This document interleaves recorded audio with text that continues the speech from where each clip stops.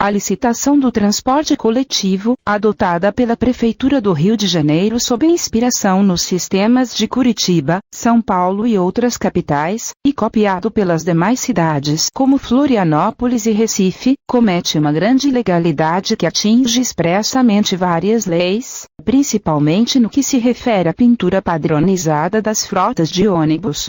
A medida, adotada arbitrariamente pelo prefeito do Rio, Eduardo Paes, vai contra artigos da Constituição e de outras leis específicas, já que impede aos passageiros o reconhecimento fácil e imediato de cada empresa de ônibus. A medida não apenas prejudica idosos, gestantes e analfabetos, que são os maiores prejudicados, mas todo e qualquer cidadão que esteja ocupado com seus compromissos no cotidiano. Numa cidade em que a vida de cada pessoa se torna ágil, veloz e sobrecarregada, a pintura padronizada, que determina o mesmo visual para diferentes empresas de ônibus, traz muitos prejuízos e transtornos para os cidadãos, além de não oferecer transparência administrativa nem qualquer tipo de vantagem de ordem técnica, operacional e relacionada à realidade prática da pessoa comum. Para entender o problema do sistema de ônibus de cada cidade ou região metropolitana que adota pintura padronizada, apresentamos aspectos legais que são contrariados por essa medida, referentes à Constituição Federal, à Lei de Licitações e ao Código de Defesa do Consumidor.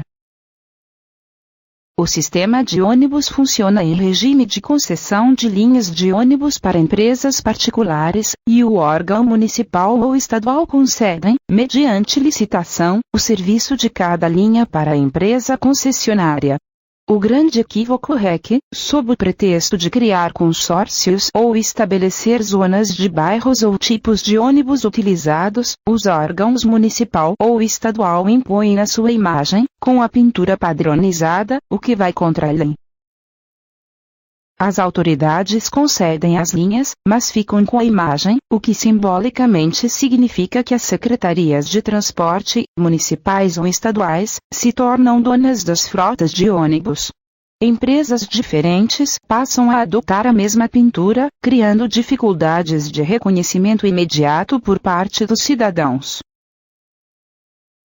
A primeira ilegalidade a ser observada é a que atinge a Constituição Federal de 1988, no artigo 175, incisos 1, 2 e 4, os quais se observa a inconstitucionalidade da pintura padronizada, através do que diz o texto abaixo. Artigo 175.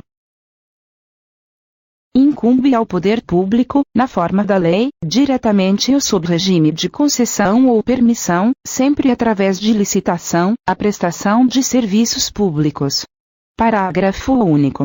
A lei disporá sobre: inciso 1, o regime das empresas concessionárias e permissionárias de serviços públicos, o caráter especial de seu contrato e de sua prorrogação, bem como as condições de caducidade, fiscalização e rescisão da concessão ou permissão.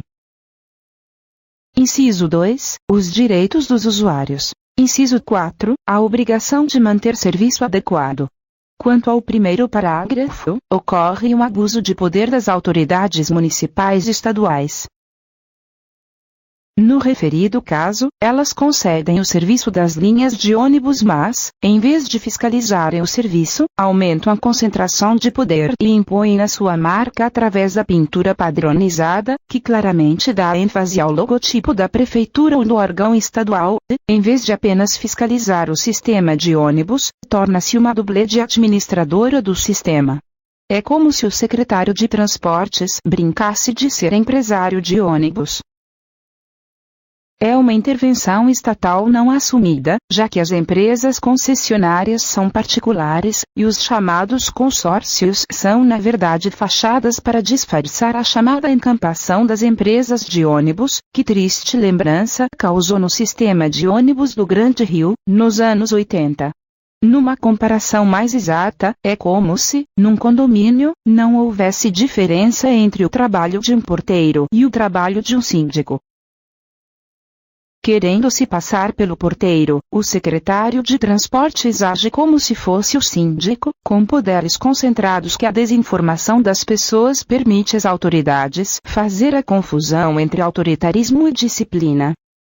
Quanto ao segundo e quarto incisos, sabe-se que as violações se tornam claras, por não permitir aos usuários do sistema de ônibus o reconhecimento de cada empresa pela identidade visual e pelas próprias autoridades, sejam municipais ou estaduais, não mantiverem o serviço adequado, porque estabelecem uma intervenção sobre as empresas particulares, impondo sua imagem e sua lógica autoritária de serviço, que não organiza nem disciplina o sistema, e está provocando a decadência do serviço de ônibus que se torna evidente pelas inúmeras reportagens e denúncias veiculadas pela imprensa em todo o Brasil. Na Lei de Licitações, número 8.666 de 21 de junho de 1993, a violação atinge os artigos 11 e o inciso 2 do artigo 12, conforme o texto a seguir. Artigo 11. As obras e serviços destinados aos mesmos fins terão projetos padronizados por tipos, categorias ou classes, exceto quando o projeto padrão não atender às condições peculiares do local ou às exigências específicas do empreendimento. Artigo 12. Nos projetos básicos e projetos executivos de obras e serviços serão considerados principalmente os seguintes requisitos. Inciso 2. Funcionalidade e adequação ao interesse público. Quanto ao artigo 11, a pintura padronizada já viola o artigo, porque a padronização descrita pelo artigo não prevê qualquer adoção de um visual único, mesmo que se considerem critérios como tipos, categorias e classes. Não existe uma menção de que o poder concedente, já que estamos tratando de concessão de serviço de ônibus para empresas particulares, tenha que impor sua imagem ou marca sobre as concessionárias, e, além disso, a natureza das exigências específicas do empreendimento, que é o sistema de ônibus operado por empresas particulares, não determina a adoção de padronização visual. A natureza específica do serviço deveria, portanto, preservar a identidade visual de cada empresa operadora, já que concessão não expressa vínculo operacional da Secretaria de Transporte respectiva sobre um serviço de linhas de ônibus. Se o poder municipal ou estadual concede as linhas, não pode ter vínculo operacional. Se ele impõe sua imagem pela pintura padronizada, esse poder está violando seriamente a lei. Já quanto ao artigo 12, a violação da lei se refere ao fato explícito de que a pintura padronizada imposta às empresas de ônibus não assegura qualquer tipo de funcionalidade e de nenhuma maneira atende ao interesse público. Mesmo medidas paliativas adotadas em certos municípios, como a exibição de nomes ou logótipos de empresas, não garantem transparência nem atendem ao interesse público, porque as empresas continuam exibindo a mesma pintura, a identificação continua dificultada. A própria pintura padronizada não é feita para atender ao interesse público. Com todas as manobras discursivas das autoridades, o que se observa, mesmo quando argumentos tentam apelar para a suposta defesa do interesse público, é que a pintura padronizada é feita tão somente para atender ao interesse privativo do poder político concedente, como uma espécie de outdoor político, porque a medida não poderia ser de interesse público se dificulta ao passageiro comum a identificação rápida e imediata de uma empresa de ônibus. Quanto ao Código de Defesa do Consumidor, Lei nº 8.078, de 11 de setembro de 1990, a pintura padronizada nos ônibus, além de representar infração ao inciso 4 do artigo 39, sugere infração prevista no artigo 66, com penas que variam de 1 mês a 1 ano de detenção e multa. Vamos pelo artigo 39, que diz: é vedado ao fornecedor de produtos ou serviços, dentre outras práticas abusivas, Inciso 4. Prevalecer-se da fraqueza ou ignorância do consumidor, tendo em vista sua idade, saúde, conhecimento ou condição social, para impingir-lhe seus produtos ou serviços.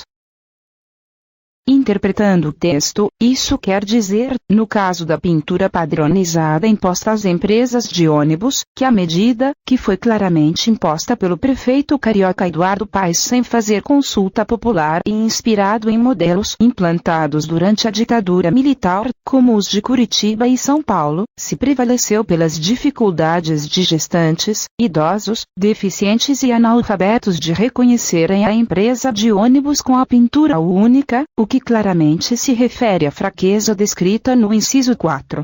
Da mesma forma, a ignorância dessas pessoas, que não possuem os mesmos conhecimentos técnicos de especialistas em transporte coletivo, é claramente descrita em lei, o que mostra que o inciso 4 se aplica claramente ao caso da pintura padronizada, na medida em que as autoridades se deixam valer pela ignorância e pela fraqueza dos passageiros de ônibus para lançar todo tipo de mentiras ou artifícios para forçar a implantação e a prevalência da padronização visual nos processos de licitação dos sistemas de ônibus, ferindo seriamente os direitos dos consumidores de reconhecerem as identidades visuais das empresas de ônibus.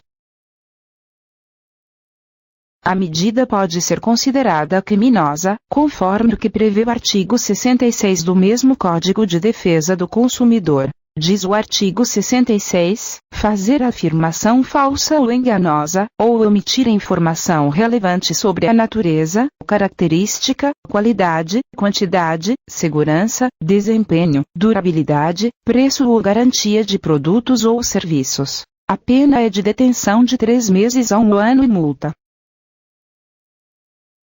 Quando o crime é culposo, sem intenção de prejudicar, a detenção é de 1 a 6 meses ou multa. Isso é muito grave, porque os passageiros de ônibus estão levando gato por lebre, sendo forçados a aceitar, como sendo supostamente de acordo com a lei e com o interesse público, uma medida ilegal, contrária à causa pública e potencialmente criminosa, que é a imposição de pintura padronizada nas empresas de ônibus, medida esta que oferece sérios prejuízos de diversos aspectos, e que se tornou um dos fatores que contribuem, mesmo de maneira indireta, para a decadência vista no sistema de ônibus no Brasil inteiro, e que se comprova na farta cobertura dada pela imprensa em todo o país. Além das infrações à lei, ferindo até mesmo a Constituição Federal, a pintura padronizada nas frotas de ônibus, sejam municipais ou metropolitanos, causa transtornos à população e permite também que a corrupção nas empresas de ônibus se agrave, já que não existe a identificação visual que permita ao passageiro diferir uma empresa de ônibus boa da ruim. Abusos de toda a ordem são feitos, e há denúncias de toda a ordem, já que a pintura padronizada unifica as empresas de ônibus num mesmo visual, por mais que logotipos de empresas sejam exibidos nos veículos ou seus nomes identificados em letreiros digitais, medidas paliativas que nada ajudam na identificação imediata de uma empresa de ônibus. Por isso, cabe aos cidadãos denunciar a medida da pintura padronizada imposta às empresas de ônibus. Não podemos nos convencer das desculpas que as autoridades dão sobre organização de consórcios ou determinação da pintura quanto a trajetos ou zonas de bairros. Essas desculpas são improcedentes, porque escondem o verdadeiro interesse político de transformar frotas de ônibus em outdoors políticos, dando a crer que as mesmas autoridades que cometem sérios descasos com a educação e com a saúde colocam o transporte coletivo e a mobilidade urbana dentro da ordem. Só que até eles estão fora de ordem, ameaçando gravemente a segurança e o conforto dos passageiros. O trágico acidente com o ônibus carioca da linha 328 é uma das provas disso. Portanto, uma coisa é certa. O ideal, dentro do sistema de ônibus adotado nas cidades brasileiras, é que cada empresa de ônibus tenha a sua própria identidade visual, independente da região ou do tipo de ônibus utilizado. Isso garante mais transparência e melhor identificação visual para todos os passageiros.